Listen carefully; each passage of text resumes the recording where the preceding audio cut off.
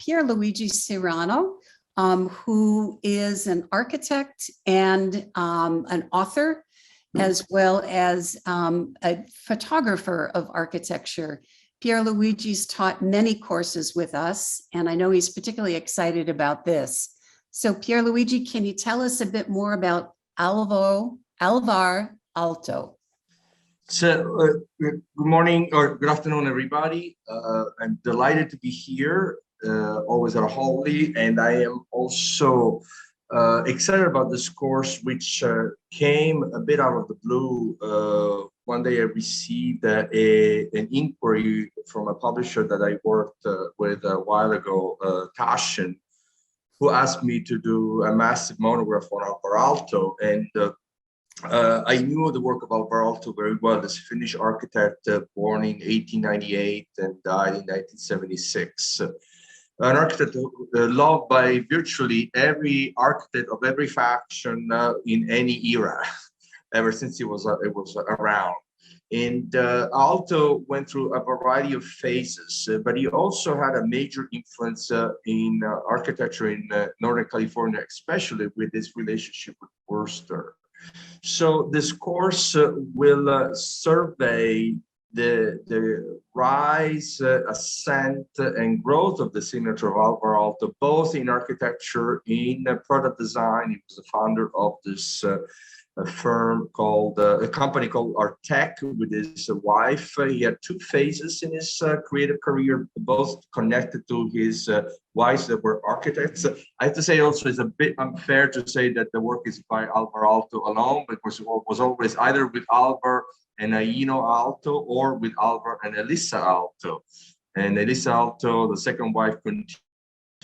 We will also understand the influence of Aalto in Northern California. Aalto came to the Bay Area in 1937, 38. He had direct connections with Thomas Church. He went to visit the Gregory farmhouse in Santa Cruz, and they kept the relationship over time. So that Finnish and Scandinavian sensibility informed generations of architects that were part of the golden years of UC Berkeley in architecture, 1950, 1965, under Worcester, which therefore generated many of the important pieces of architecture that we have.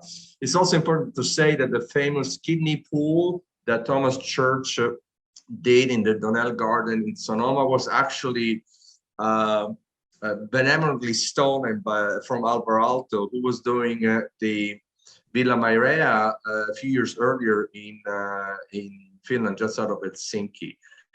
So there would be factual stories, anecdotal stories. Aalto did a few projects in the United States. He did a beautiful library in Mount Angel in Oregon. He did at MIT dorms. They're called the Baker dormitories. At MIT, he did the poetry room of Harvard, which is a tiny project not that many people know about.